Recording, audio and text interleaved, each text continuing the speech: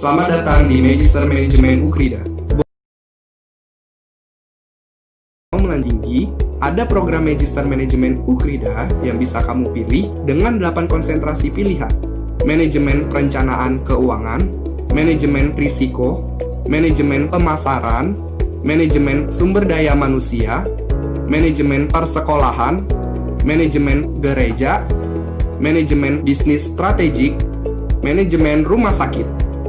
Selain ke-8 konsentrasi tersebut, Ukrida juga menyelenggarakan program sertifikasi antara lain Certified Financial Planner atau CFP, Certified Risk Management Officer atau CRMO, dan Certified School Management atau CSM.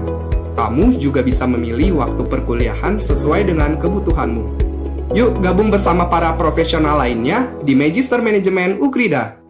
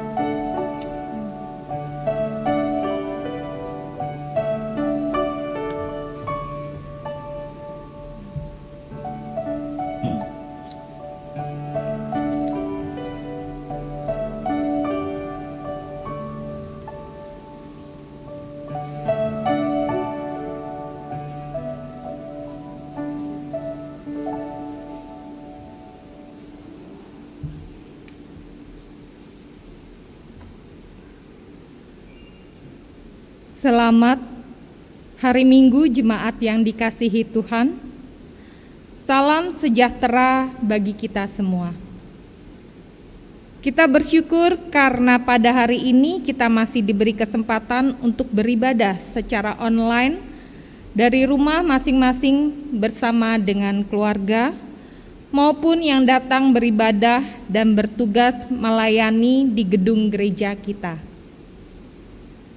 Pada bulan Januari ini kita juga bersyukur karena kita bersama-sama menjalani kehidupan di minggu kedua di tahun 2021 ini, meski di saat pandemi belum juga berakhir.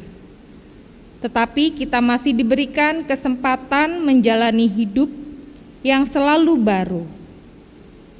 Pada ibadah hari ini, sebagaimana telah diinfokan sebelumnya, akan dilayangkan perjamuan kudus di mana jemaat dan simpatisan dapat berpartisipasi dari rumah masing-masing secara live streaming.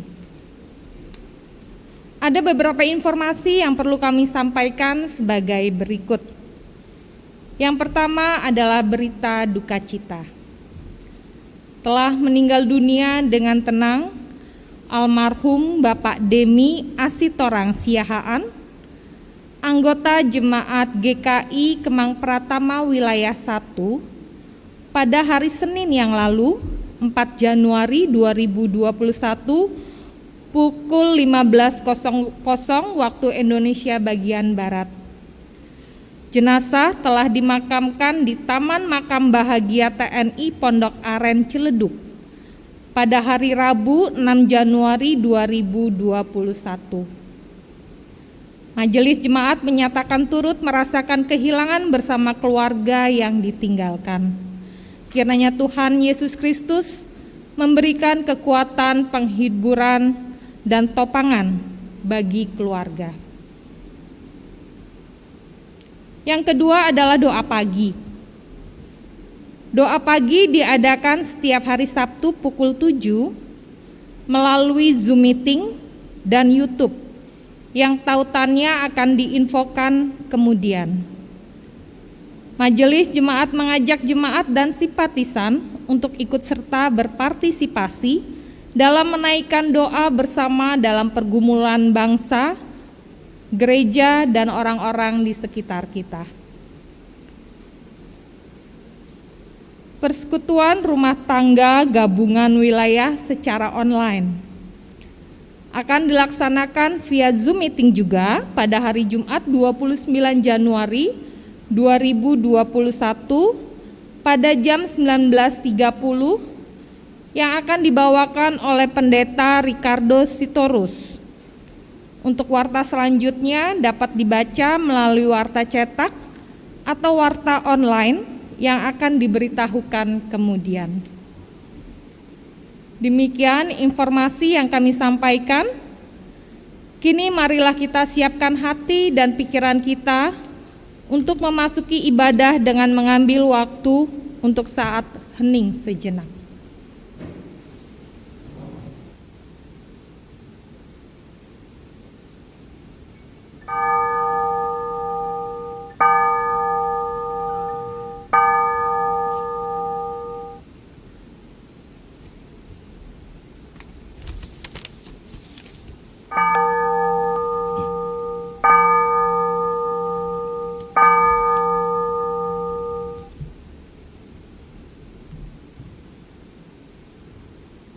Umat yang dikasihi Tuhan, hari ini kita diajak menyadari hakikat baptisan.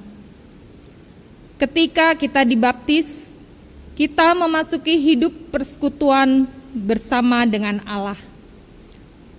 Persekutuan itu ditunjukkan dalam semangat berkarya bersamanya dalam setiap aspek kehidupan. Dia yang menciptakan segala sesuatu sudah, sedang, dan akan terus berkarya melalui kita. Dia yang juga akan lebih dahulu membaharui hidup kita. Mari kita menyadarinya melalui ibadah ini.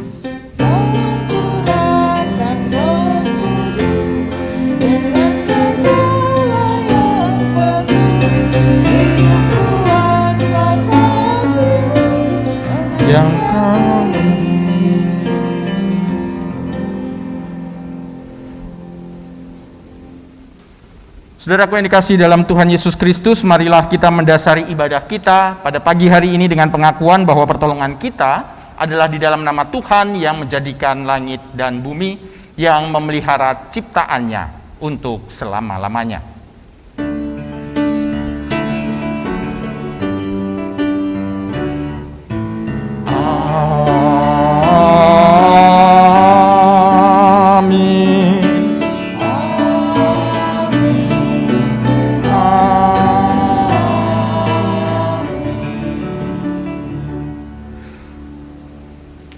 Tuhan beserta saudara. beserta saudara juga.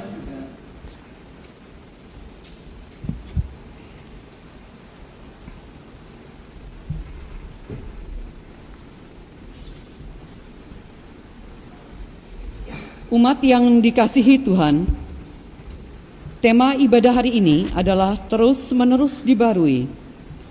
Melalui tema tersebut, kita diajak untuk mengingat baptisan Yesus sebagai satu tonggak iman kita. Yesus yang dibaptis oleh Yohanes Pembaptis merupakan inspirasi hidup kita. Dalam Dia, Roh Allah berkarya dan terus-menerus membaharui kita sehingga kita dimampukan untuk bekerja sesuai kehendak Allah. Kita diajak pula untuk turut berkarya bersama Dia sebagai mitranya. Kiranya hidup kita yang kita jalani senantiasa mengingat hal tersebut. Mari kita berdoa.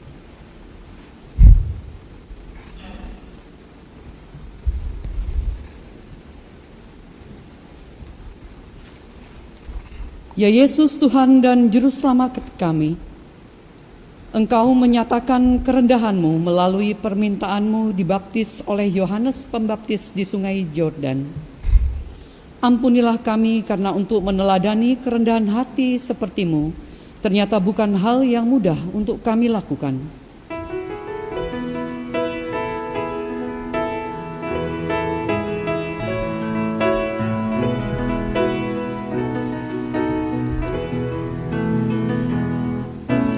Tuhan kasihani, Kristus kasihani, Tuhan kasihani kami. Ya Tuhan, sesungguhnya baptisan yang kami terima adalah anugerah-Mu. Baptisan bukan karena kehebatan dan kemampuan kami. Ampunilah kami ya Tuhan, bila sebagai orang Kristen, kecongkakan dan kesombongan kerap menjadi bagian dari kehidupan kami.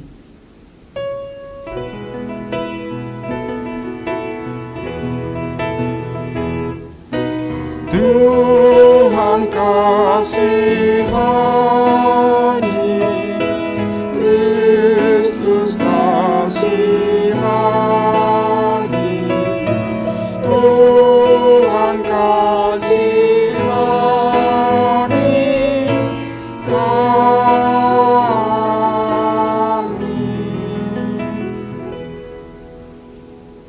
Pembaptisan yang kami terima mestinya menjadi sarana bagi umat-Mu untuk menghadirkan pembaharuan kehidupan bagi seluruh ciptaan.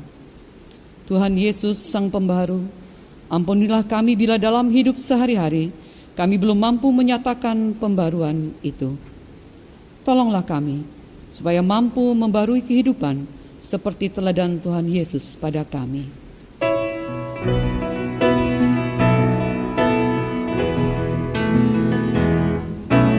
Tuhan kasihani, Kristus kasihani, Tuhan kasihani kami.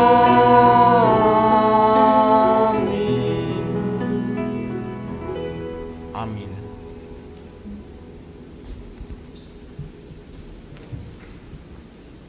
Umat yang dikasihi Tuhan, bagi setiap kita yang dengan tulus hati mengakui segala salah dan dosanya, firman Tuhan di dalam Mazmur 122 ayatnya yang ke-13 demikian. Sejauh timur dari barat, demikian dijauhkannya daripada kita pelanggaran kita. Seperti Bapa sayang kepada anak-anaknya, demikian Tuhan sayang kepada orang-orang yang takut akan Dia. Di dalam Kristus engkau telah diampuni. Di dalam Kristus engkau pun telah diampuni. Damai Kristus bagimu. Damai Kristus bagimu juga. Persilakan, salam damai bagi kita semua.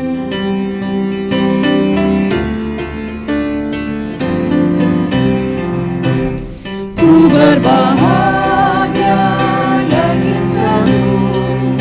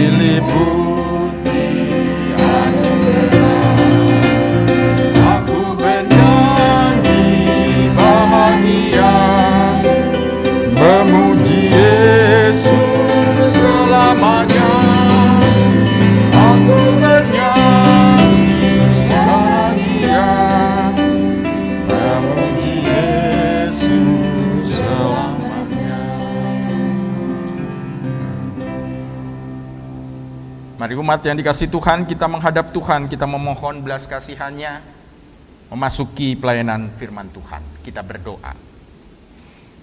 Kami senantiasa menyerahkan diri kami sepenuhnya ke dalam hadirat-Mu ya Tuhan, sebab kami sadar betapa rapuhnya, betapa lemahnya diri kami.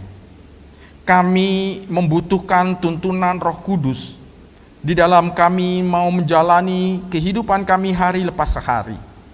Sebab firman-Mu itulah yang memberikan kekuatan dan juga kemampuan di dalam kami Bapa mengerti akan kehendak Tuhan.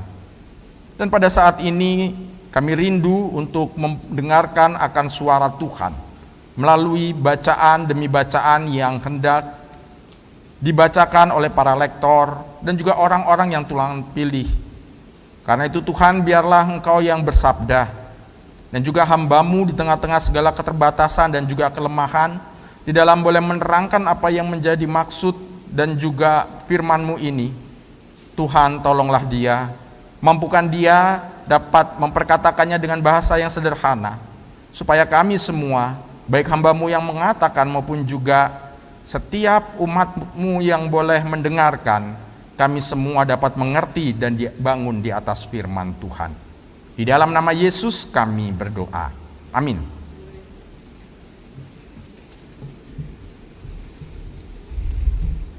Bacaan pertama menurut Kejadian 1 ayat 1 sampai 5. Kejadian 1 ayat 1 sampai 5. Pada mulanya Allah menciptakan langit dan bumi. Bumi belum berbentuk dan kosong. Gelap gulita menutupi samudera raya, dan roh Allah melayang-layang di atas permukaan air.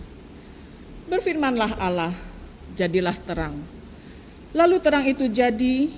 Allah melihat bahwa terang itu baik, lalu dipisahkannyalah terang itu dari gelap. Dan Allah menamai terang itu siang dan gelap itu malam. Jadilah petang dan jadilah pagi, itulah hari pertama. Demikianlah sabda Tuhan. Syukur kepada Allah.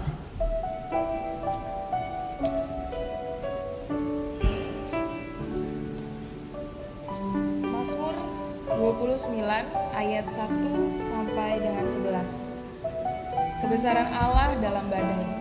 Mazmur Daud. Kepada Tuhan, hai penghuni sorgawi, kepada Tuhan sajalah kemuliaan dan kekuatan. Berilah kepada Tuhan kemuliaan namanya, sujudlah kepada Tuhan dengan berhiaskan kekudusan. Suara Tuhan di atas air, Allah yang mulia mengguntur, Tuhan di atas air yang besar. Suara Tuhan penuh kekuatan, suara Tuhan penuh semarak. Suara Tuhan mematahkan pohon aras, bahkan Tuhan menumbangkan pohon aras Libanon. Ia membuat gunung Libanon melompat-lompat seperti anak lembu, dan gunung Sirion seperti anak banteng. Suara Tuhan menyemburkan nyala api. Suara Tuhan membuat padang gurun gemetar, Tuhan membuat padang gurun Kades gemetar. Suara Tuhan membuat beranak rusa betina yang mengandung, bahkan hutan digundulinya, dan di dalam baitnya setiap orang berseru hormat. Tuhan bersemayam di atas air bah. Tuhan bersemayam sebagai raja untuk selama-lamanya. Tuhan kiranya memberikan kekuatan kepada umat-Nya. Tuhan kiranya memberkati umat-Nya dengan sejahtera.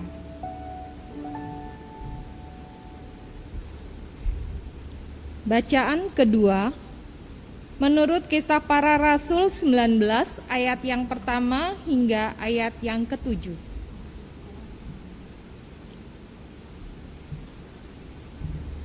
Ketika Apolos masih di Korintus, Paulus sudah menjelajah daerah-daerah pedalaman dan tiba di Efesus. Di situ didapatinya beberapa orang murid. Katanya kepada mereka, "Sudahkah kamu menerima Roh Kudus ketika kamu menjadi percaya?" Akan tetapi mereka menjawab dia, "Belum. Bahkan kami belum mendengar bahwa ada Roh Kudus." Lalu kata Paulus kepada mereka, "Kalau begitu dengan baptisan manakah kamu telah dibaptis?" Jawab mereka, "Dengan baptisan Yohanes." Kata Paulus, baptisan Yohanes adalah pembaptisan orang yang telah bertobat. Dan ia berkata kepada banyak orang bahwa mereka harus percaya kepada Dia yang datang kemudian daripadanya, yaitu Yesus. Ketika mereka mendengar hal itu, mereka memberi diri mereka dibaptis dalam nama Tuhan Yesus. Dan ketika Paulus menumpangkan tangan di atas mereka, turunlah Roh Kudus ke atas mereka, dan mulailah mereka berkata-kata dalam bahasa roh dan bernubuat. Jumlah mereka adalah kira-kira 12 orang. Demikianlah sabda Tuhan. Syukur kepada Allah.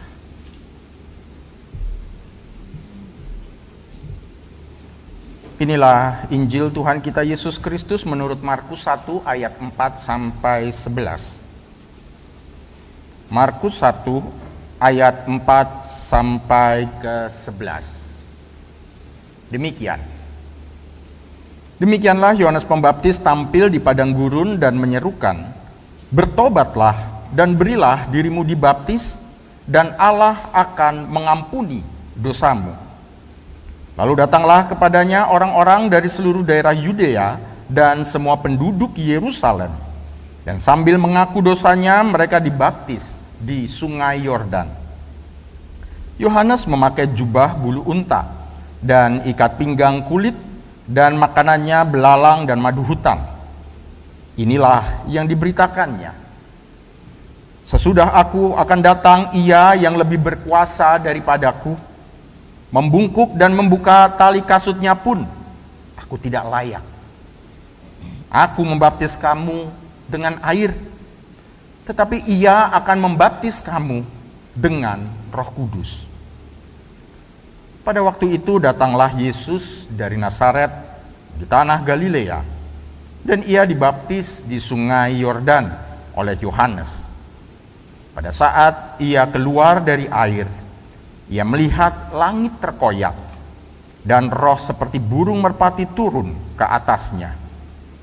Lalu terdengarlah suara dari sorga, "Engkaulah anakku yang kukasihi, kepadamulah aku berkenan."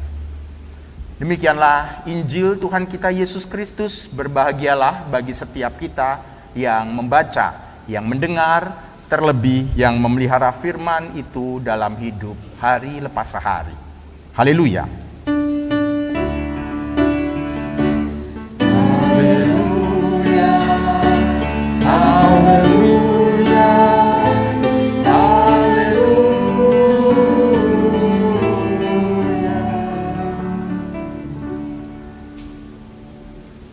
Selamat pagi saudara-saudara yang dikasihi Tuhan, baik yang ada di dalam gedung gereja maupun juga untuk saudara-saudara, para sahabat yang ada, yang beribadah melalui layar TV atau layar handphone yang ada di rumah masing-masing. Saudara-saudaraku yang dikasihi Tuhan, ada pepatah yang mengatakan bahwa tak kenal maka tak sayang. Dan itu sering kali kita dengar, dan biasanya diucapkan oleh seseorang sebelum dia memulai akan perkenalan. Ya, biasanya kalau saya diundang berkhotbah ke gereja tertentu yang mengundang saya dan saya baru pertama kali datang di sana, maka saya akan memakai ungkapan ini untuk pertama kali. Tak kenal maka tak sayang. Baru kemudian saya memperkenalkan diri. Nah, di dalam pepatah ini kemudian kita bisa belajar bahwa di dalam hal tersebut mengandung makna bahwa sifat atau perangai seseorang itu tidak dapat kita ketahui dengan pasti jikalau kita tidak mengenal dirinya dari dekat. Jadi di dalam tadi pepatah tak kenal maka tak sayang tersebut sebenarnya juga berlaku di dalam hal persahabatan yang berlangsung lama. Nah, dalam hal ini bukan cuman kenal dalam nama, bukan kenal alamatnya di mana atau rumahnya di mana. nomor handphonenya berapa gitu ya, nomor sepatunya berapa gitu. Enggak cuman seperti itu, tetapi juga bicara tentang bagaimana kita memahami diri orang tersebut, khususnya setiap orang yang kita jumpai, yang ada di sekitar kita. Di dalam pemahaman tersebutlah mungkin kita bisa, dari kita mengenal orang lain dan orang lain mengenal kita, maka hal tersebut bisa membawa kita dalam memahami diri kita sendiri dengan lebih baik lagi. Kalau dulu biasanya kita hanya tahu diri kita dari diri kita sendiri, tetapi ketika kita memahami orang lain, ketika kita kenalan orang lain, ketika kita berinteraksi dengan mereka, kita bisa tahu sebetulnya kita itu orangnya seperti apa sih. Itu yang hendak dimaksudkan dari perkenalan tadi. Nah, saudaraku yang dikasihi Tuhan, pembaptisan Tuhan Yesus Kristus oleh Yohanes Pembaptis di Sungai Yordan sesungguhnya juga adalah sebuah sarana yang dipakai oleh Allah untuk memperkenalkan siapa sesungguhnya Tuhan Yesus itu. Semenjak Tuhan Yesus lahir ya, sampai dia berusia kira-kira 30 tahun, ia dikatakan di sini tinggal di Nazaret, di tanah Galilea. Dan pada saat itu ya, dia mungkin tidak ada yang tahu apa yang terjadi di dalam perjalanan kehidupan sampai usia 30 tadi. Seorang yang bernama Franz, ya, R.T. Franz, menulis sebuah buku Yesus Sang Radikal. Di dalam buku tersebut diceritakan bahwa selama kehidupan Tuhan Yesus, Yesus itu ada di masa-masa atau di saat-saat yang tersembunyi. Tuhan Yesus tidak memiliki kesempatan mengenyam pendidikan secara formal, seperti apa yang mungkin terjadi di dalam kehidupan Paulus. Sebab Paulus dia mengenyam pendidikan universitas, ya, perguruan tinggi. Dalam bacaan kita di Kisah Para Rasul, kita mendapati bahwa Paulus itu adalah salah satu murid dari seorang guru besar yang bernama Gamaliel. Nah, Paulus belajar di sana.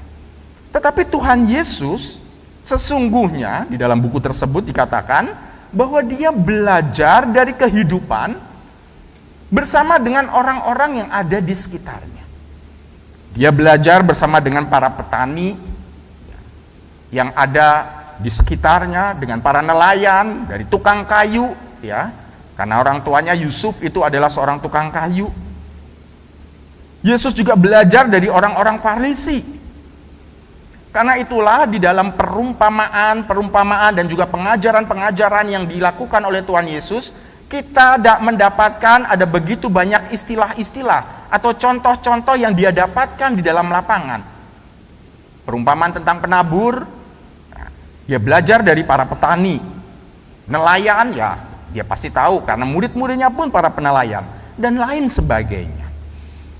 Tuhan Yesus juga hadir di dalam memenuhi undangan pernikahan, undangan-undangan pesta yang dibuat oleh para tetangganya atau saudara-saudaranya di masyarakat. Hal ini sesungguhnya menggambarkan kehidupan keseharian. Ia menyelami kehidupan orang-orang yang ada di sekitarnya. Dan dia benar-benar bisa masuk di dalam pergumulan ataupun juga perjuangan-perjuangan yang dihadapi oleh setiap orang yang ada. Buah pengalaman dari perkenalan tadi bersama orang-orang yang ada di sekitarnya kemudian dijadikan sarana yang efektif untuk mengubah orang lain, untuk mengubah setiap orang yang berjumpa dengan dirinya. Dan kemudian kita tahu bahwa hal itu juga dapat mengubah dunia. Saudaraku yang dikasihi Tuhan, dalam kita mengembangkan diri, Sesungguhnya kita juga bisa belajar dari peristiwa Tuhan Yesus tadi, bahwa Allah itu menaruh kita dimanapun kita berada. Di sana kita diajak untuk belajar, kita diajak untuk bergumul bersama, sehingga di dalam proses pembelajaran dan juga pergumulan kita menjadi pribadi yang akan menjadi pribadi yang lebih baik lagi. Dan hal itu pertama-tama dikhususkan mengajarkan kita untuk juga bisa peduli dan juga terbuka dari setiap proses yang Tuhan izinkan dalam kehidupan kita hari lepas hari. Dalam bacaan kita di dalam Sungai Yordan, di sana dikatakan ada seorang nabi yang bernama Yohanes Pembaptis, dan Tuhan Yesus datang ke sana untuk minta dibaptiskan.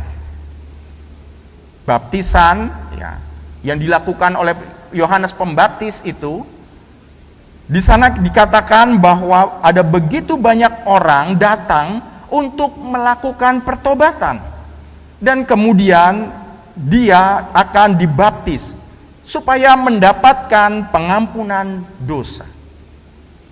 Ini yang menarik, saudara-saudara yang dikasihi Tuhan. Apakah kemudian ketika Tuhan Yesus itu datang kepada Yohanes Pembaptis, dan kemudian Yohanes Pembaptis membaptis dia, menjadikan Tuhan Yesus itu, atau menggambarkan bahwa Tuhan Yesus itu adalah Tuhan yang salah atau Tuhan berdosa? Bukan seperti itu. Sebab apa? Sebab Tuhan Yesus sesungguhnya adalah sosok yang tidak berdosa. Ketika Tuhan Yesus mau datang kepada Yohanes Pembaptis dan meminta dibaptis oleh Yohanes Pembaptis, sesungguhnya Tuhan Yesus itu sedang solider. Dia hendak menyatakan solidaritasnya bagi kita semua, bagi setiap orang yang berdosa. Kehadiran Kristus adalah kehadiran bagi kita semua yang mau menyatakan diri bahwa kita itu bersalah, kita itu lemah, kita itu berdosa, dan kita butuh pengampunan. Injil Markus di sisi lain juga menceritakan tentang sosok dari seorang Yohanes Pembaptis. Dia adalah sosok yang sederhana. Dikatakan dalam bacaan kita bahwa dia adalah seorang yang memakai jubah unta atau jubah bulu unta. Dan kemudian juga memakai ikat pinggang dari kulit. Dan makanannya adalah belalang. Belalang bukan belalang pelompat ya, bukan belalang serangga itu, tapi sejenis tanaman yang tumbuh pada masa itu mirip seperti gandum. Jadi ada di dalam keluarga rumput-rumputan. Lalu minumannya adalah madu hutan. Sosok Yohanes Pembaptis adalah sosok yang berbeda dari orang-orang di zamannya. Di saat ada begitu banyak orang itu senang sekali menggunakan atribut yang mewah, yang megah, menggunakan kain lenan, kain yang halus. Tapi Yohanes Pembaptis justru memakai jubah bulu unta tadi. Lalu apa yang diberitakan oleh Tuhan Yesus? Apa yang diberitakan oleh Yohanes Pembaptis? Dalam Alkitab kita dikatakan, sesudah aku akan datang yang lebih berkuasa daripadaku, membungkuk dan membuka tali kasutnya pun aku tidak layak. Saudara, ini menjadi menarik. Di tengah popularitas yang didapatkan oleh Yohanes Pembaptis, di dalam bacaan kita dikatakan ada begitu banyak orang-orang yang datang dari Yudea dan juga di daerah-daerah sekitarnya, dan mereka itu senang kepada Yohanes Pembaptis. Yohanes Pembaptis tidak mau meninggikan diri. Yohanes Pembaptis tidak sombong. Ia tetap membumi. Ia mau tetap ikut di dalam rencana Allah, bahwa aku datang untuk mempersiapkan jalan bagi dia yang jauh lebih besar daripadaku. Ia tidak menyombongkan dirinya, meskipun ada begitu banyak orang ingin menjadikan dia seorang Mesias. Saudaraku yang dikasihi Tuhan, Bapak Andar Ismail, ya, seorang penulis yang terkenal dari, kalau Bapak Ibu semua senang membaca buku seri Selamat, nah, itu adalah tulisan atau buah karya dari Bapak Andar Ismail. Dan peminat atau pembacanya itu ribuan, bahkan mungkin juga jutaan orang. Nah, dia ketika diwawancarai, kenapa dia itu senang sekali untuk menulis? Dia mengatakan demikian, bahwa di atas meja kerja saya tergantung sebuah salib taise, dan di salib itu kemudian ada sebuah tulisan tangan yang berbunyi, karunia yang kuberikan kepadamu adalah menulis seri Selamat untuk menjelaskan hal yang susah menjadi mudah. Teruslah menulis, janganlah kecewa dan juga putus asa. Teruslah menulis sampai nanti aku menepuk pundakmu, mengangguk dan tersenyum padamu, dan kemudian menjemput dirimu. Saudaraku yang dikasihi Tuhan, menarik sekali. Pak Andar melakukan bagian hidupnya, yaitu dengan melakukan yang terbaik, khususnya di dalam menulis. Yohanes Pembaptis tahu bagian hidupnya adalah melakukan yang terbaik untuk berkhotbah, untuk membaptis. Yang terbaik dilakukan adalah hal yang terbaik untuk kita persembahkan bagi Tuhan. Dan inilah yang kemudian akan Tuhan pakai untuk merubah banyak orang. Saudaraku yang dikasihi Tuhan, saat kita melakukan yang terbaik dengan rendah hati, maka hal itu sesungguhnya akan dipakai Allah untuk melakukan pembaruan. Melakukan pembaruan untuk banyak orang. Dan di dalam pembaruan itulah Tuhan akan dimuliakan. Bacaan kita kemudian dilanjutkan bahwa ketika Yesus dibaptis, kemudian langit itu terkoyak. Dan roh seperti merpati itu turun di atasnya. Lalu terdengar suara dari sorga, "Engkaulah anakku yang kukasihi, kepadamulah aku berkenan." Saudaraku yang dikasihi Tuhan, kedatangan Roh Kudus itu adalah sebuah tanda bahwa dirinya adalah Mesias. Hadirnya Roh Allah menggenapi pernyataan dari Yohanes Pembaptis yang berkata, "Aku membaptis kamu dengan air, tetapi Ia akan membaptis kamu dengan Roh Kudus." Air sebagai media yang diberikan melalui baptisan, hal itu sebagai tanda pembersihan badan. Dan Roh Kudus adalah tanda kehadiran Allah dalam hidup kita. Sehingga setiap orang-orang yang dibaptis, maka kita semua akan mengalami hidup dalam penyucian, pembersihan, perubahan, dan juga pembaharuan yang dikerjakan oleh Roh Kudus menurut kehendak Allah. Bicara tentang pembaharuan tadi, kita merefleksikan diri dari kitab Kejadian. Kitab Kejadian yang tadi kita baca.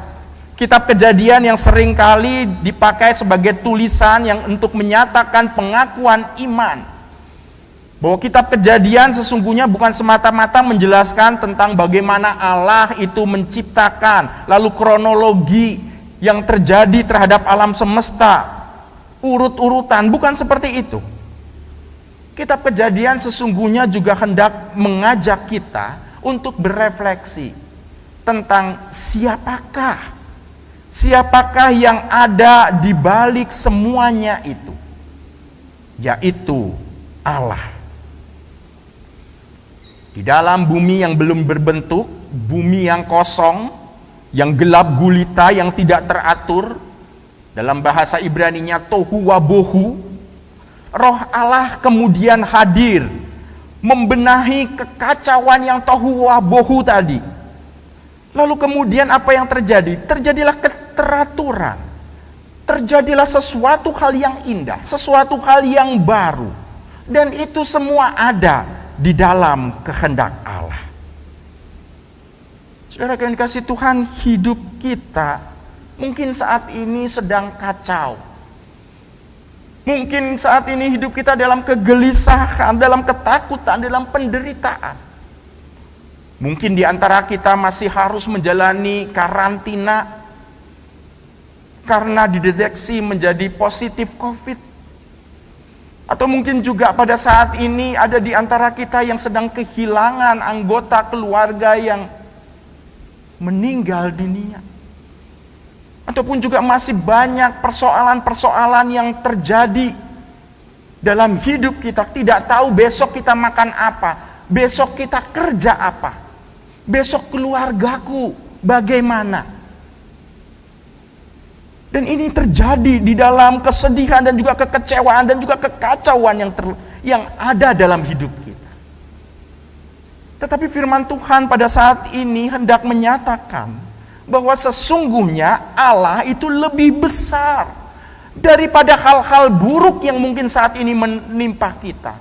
Dari segala kekhawatiran, dari segala kekacauan.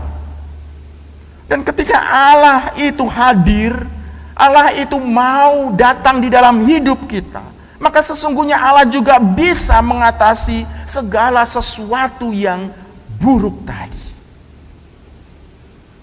Saudaraku yang dikasihi Tuhan, melalui peristiwa pembaptisan Tuhan Yesus, sesungguhnya hendak menyatakan bahwa baptisan merupakan sebuah perkenanan, sebuah proklamasi Tuhan Yesus bagi dunia. Yesus yang dikatakan sebagai anak yang dikasihi oleh Allah. Anak yang dihadirkan untuk membaharui dunia. Lewat karyanya, lewat hidupnya, lewat kematiannya, maupun juga lewat kebangkitannya. Ia membarui dunia. Bukan karena dunia itu usang atau dunia itu lama dari segi kurun waktu. Allah mau membarui dunia supaya dunia ini kembali kepadanya. Dunia ini menjadi teratur sesuai dengan kehendaknya, membawa kebaikan, membawa nilai-nilai kerajaan Allah. Karena dunia, karena Anda dan juga saya, itu berharga di mata Tuhan. Melalui firman Tuhan pada saat ini kita diingatkan bahwa yang pertama tadi, bahwa di dalam hal belajar kita bisa belajar melalui apa yang ada di sekitar kita. Kita diajarkan supaya kita menjadi pribadi yang lebih baik lagi. Dan yang kedua, kita diajak untuk tekun melakukan yang terbaik untuk Tuhan dengan rendah hati. Dan yang ketiga, kita diingatkan bahwa Allah hadir untuk membaharui ciptaannya, membaharui kekacauan yang ada di dunia ini, termasuk yang ada di dalam diri kita. Karena itu, persilahkan Tuhan hadir di dalam hidup kita ini.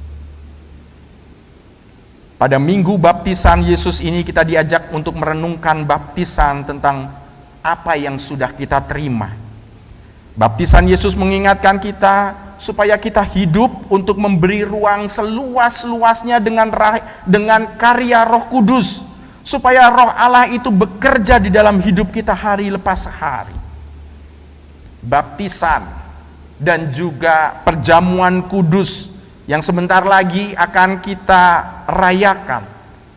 Keduanya merupakan materai perjanjian antara manusia dengan Allah, sehingga kita menjadi orang-orang yang lebih dekat lagi kepada Allah.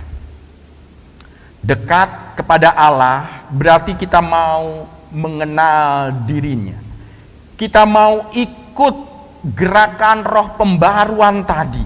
Dan kita diajak untuk terus berkarya, terus bekerja untuk membarui. Pertama-tama melalui diri kita, melalui keluarga kita, melalui gereja, dan juga melalui siapapun. Kita mengubah dari mana kita berasal, di mana kita tinggal, supaya melalui perubahan ini ada sesuatu hal yang baru, ada sesuatu hal yang indah yang boleh kita rasakan bersama. Mari saudaraku ikut serta dalam pembaruan yang dikerjakan oleh Allah melalui komunitas kita yang sehat, melalui keakraban kita, melalui persahabatan kita, sehingga kita menjadi dampak, kita memberikan dampak nyata. Kiranya Tuhan menolong kita. Amin. Saat teduh untuk kita semua.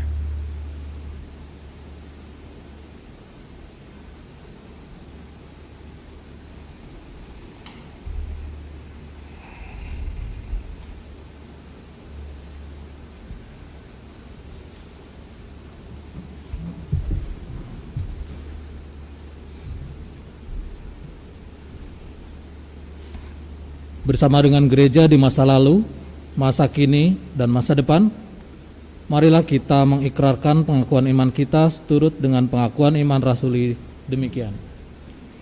Aku percaya kepada Allah, Bapa yang Maha Kuasa, Khalik langit dan bumi, dan kepada Yesus Kristus, anaknya yang tunggal Tuhan kita, yang dikandung daripada Roh Kudus, lahir dari anak darah Maria, yang menderita sengsara, di bawah pemerintahan Pontius Pilatus, disalibkan, mati dan dikuburkan, turun ke dalam kerajaan maut, pada hari yang ketiga bangkit pula dari antara orang mati, naik ke sorga, duduk di sebelah kanan Allah, Bapa yang Maha Kuasa, dan dari sana Ia akan datang untuk menghakimi orang yang hidup dan yang mati.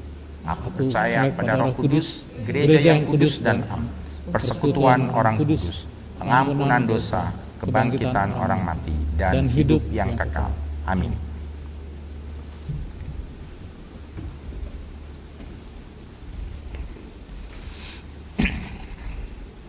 Mari kita menaikkan doa syafaat kita. Kita satu dalam doa. Terima kasih ya Tuhan, pada saat ini Engkau ingatkan kembali tentang makna baptisan yang sudah kami terima, di mana kami juga turut ditenggelamkan di dalam anugerah kasih Tuhan. Dan di dalam baptisan itu juga kami diingatkan untuk ikut serta di dalam segala karya pembaruan di mana Tuhan sendiri hadirkan di dalam hidup kami ini. Karena itu biarlah Tuhan kami membuka diri kami dengan seluas-luasnya untuk Tuhan pakai, untuk kami juga Bapa peka, peduli, bahkan juga melakukan sesuatu apa yang Tuhan kehendaki. Kami berdoa pada saat ini, secara khusus di dalam doa syafaat ini bagi saudara-saudara kami yang sakit. Kami mengingat Pendeta Ishak Sipasulta, Bapak Yosef Tito Pardede, Bapak Jendri Panjaitan, Eyang Gunartati. Kami juga berdoa untuk pengobatan Bapak Umbu Kapita, Oma Mary, Ibu Diah, Ibu Novi, dan juga Bapak Hari Santoso, saudara kami Andri Kristo Mulyono, serta juga bersama dengan Oma Lili Wijaya. Kami mendoakan pula Bapak Yosef Huta Julu. Kami mendoakan Ibu Rita Pardoko, Opung TM Simatupang Boru Simanjuntak, Opung Tambunan Boru Tobing. Kami berdoa untuk anakmu Salomita ya Tuhan. Dan juga kami berdoa untuk Ibu Merida Sianturi. Kami mendoakan Bapak Gordon bersama dengan keluarga. Kami berdoa juga untuk Ibu Linda Budiono, Ibu Evelyn Hutagalung. Kami mendoakan anakmu, Ibu Vega Hendrieta. Kami mendoakan setiap orang yang saat ini mungkin berada di tengah-tengah situasi yang lemah tubuhnya, ataupun juga mereka yang saat ini sedang diisolasi mandiri, baik di rumah mereka, di rumah sakit, ataupun juga di tempat sebagai tempat untuk isolasi ya Tuhan. Tuhan tolonglah, bersamalah Engkau dengan mereka, sehingga mereka juga boleh mendapatkan ketenangan, mendapatkan kekuatan baru, dan hidup mereka juga dapat direfleksikan bahwa sesungguhnya Engkau dekat. Kami berdoa Tuhan untuk pengelolaan dari pandemi COVID ini ya Tuhan, yang saat ini juga masih terus saja naik dan juga masih terus melanda seluruh dunia ya Bapa. Tuhan tolonglah, mampukan kami ya Bapa untuk sadar diri, untuk ikut serta berpartisipasi di dalam meminimalisir akan penularan COVID-19 ini. Berdoa untuk pemberian vaksin dan juga kebutuhan vaksin yang ada ya Bapa, sehingga akan terjadi yang akan direncanakan adanya herd immunity ya Tuhan. Tuhan tolonglah supaya apa yang direncanakan dengan baik ini juga akan mendatangkan kebaikan bagi kami semua. Berdoa untuk segala pergumulan hidup dalam rumah tangga, di dalam segala sesuatu, khususnya juga bagi generasi muda, dalam mereka bersekolah, melayani, mencari pekerjaan, memulai usaha, termasuk juga mencari pasangan hidup bagi anak-anak-Mu ya Bapa. Tuhan kiranya menolong mereka. Tolonglah kami semua, sebab sesungguhnya kami membutuhkan akan kehadiran dan juga penyertaan Tuhan, dan Tuhan yang juga akan meneguhkan kami. Kami berdoa bersama dengan keluarga almarhum Bapak Demi Asitorang Sihaan. Tuhan, Engkau yang sudah memanggil beliau orang yang kami kasihi semua. Tapi kami tahu ya Tuhan, bahwa Engkau juga tidak akan pernah meninggalkan keluarga almarhum Bapak Demi. Tuhan, teguhkanlah mereka, topanglah mereka. Biarlah kehadiran kami pun juga akan bersama-sama menemani, menjalani keluarga. Di dalam mereka juga dapat melihat adanya sebuah rencana Tuhan yang hendak Engkau hadirkan, khususnya di dalam rumah tangga almarhum Bapak Demi Sihaan. Kami berdoa ya Tuhan, di dalam pergumulan bangsa dan juga negara kami, mewujudkan keadilan dan juga perdamaian, kiranya itu juga Bapa boleh terus dapat dikerjakan dan juga boleh terus mendatangkan kebaikan, sehingga harmonisasi di dalam relasi-relasi yang ada di negara kami ini dapat terwujud dengan baik. Bapa, kami berdoa bersama dengan keluarga para penumpang pesawat Sriwijaya SJ182 yang kemarin diperkirakan hancur ya Tuhan, dan pada saat ini masih terus diupayakan untuk pencarian korban maupun juga hal-hal lain untuk mendeteksi dan untuk mempelajari akan akibat dari kerusakan ataupun juga kecelakaan tadi. Tuhan, kami menangis bersama dengan mereka. Tuhan, tolonglah mereka, berikan ketabahan, berikan keteduhan, berikan kepada mereka kekuatan di dalam menjalani kehidupan tanpa orang yang mereka sayangi. Dan biarlah Engkau juga beserta dengan Basarnas ataupun juga setiap orang, baik itu angkatan, aparat pemerintah yang juga akan berjerih lelah di dalam mereka mencari segala sesuatu yang diperlukan untuk juga boleh mendapatkan kabar dari korban-korban yang ada. Tolonglah kami. Inilah doa kami. Inilah syafaat kami yang kami naikkan di dalam satu nama Tuhan kami Yesus Kristus, penolong dan juga juru selamat kami yang hidup. Amin.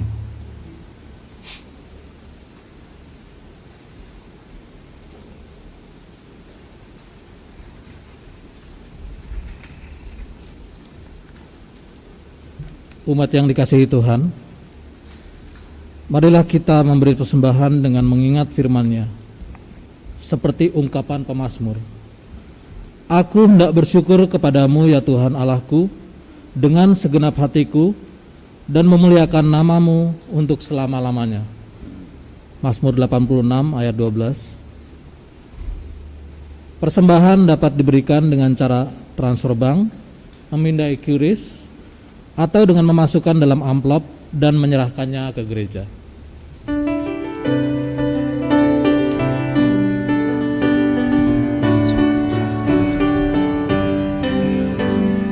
Hujan berkat tercurah, itulah janji kudus. Hidup segar dari surga yang diberi penebus. Hujan berkat-Mu, itu yang kami perlu. Sudah menetes berkat-Mu, minyak tercurah penuh. Marilah kita berdoa. Ya Allah, Sang Sumber kehidupan, kami mengucap syukur untuk setiap berkat yang Engkau limpahkan kepada kami. Dan sebagai ucapan syukur, saat ini kami membawa persembahan kepadamu. Terimalah ya Tuhan, dan kuduskanlah persembahan syukur kami. Berilah hikmat kepada setiap orang yang mengelola persembahan ini, serta bimbinglah kami untuk hidup dalam pembaruan melalui kasih dan pemeliharaan-Mu. Dalam nama Tuhan Yesus Kristus, kami berdoa dan mengucap syukur. Amin.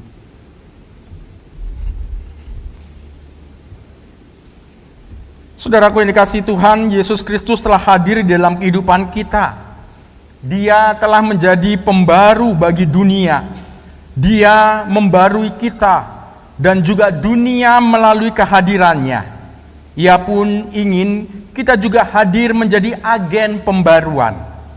Hadirlah di tengah-tengah dunia, nyatakan pembaruannya melalui perbuatan-perbuatanmu.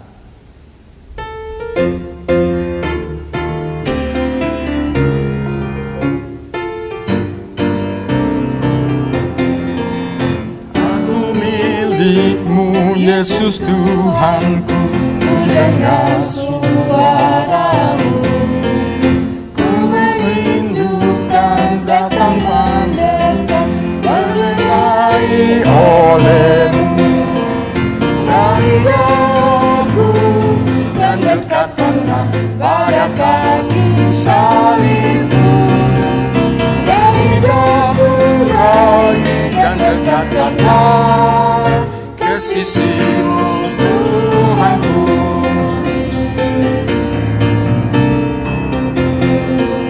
Aku hamba-Mu, Kau sucikanlah oleh kasih kurnia, hingga jiwaku memegang teguh kehendak-Mu yang mulia. Raih daku dan dekatkanlah pada kaki salib-Mu. Raih daku, raih dan dekatkanlah ke sisi-Mu, Tuhanku.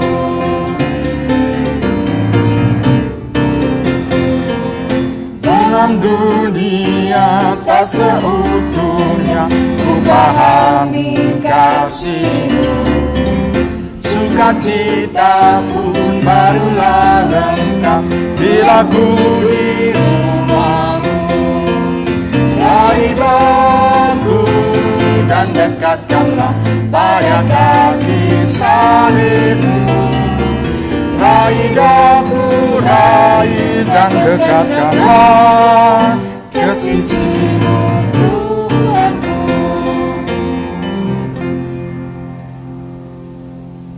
Saudaraku, arahkanlah hatimu kepada Tuhan. Kami mengarahkan hati kami kepada Tuhan. Jadilah saksi-saksi Kristus. Syukur kepada Allah, Terpujilah Tuhan. kini dan selamanya. Kini terimalah berkat Tuhan. Aku berdoa supaya Ia, menurut kekayaan kemuliaan-Nya, menguatkan dan meneguhkan kamu oleh Roh-Nya di dalam batinmu, sehingga oleh imanmu Kristus diam di dalam hatimu, dan kamu berakar serta berdasar di dalam kasih-Nya.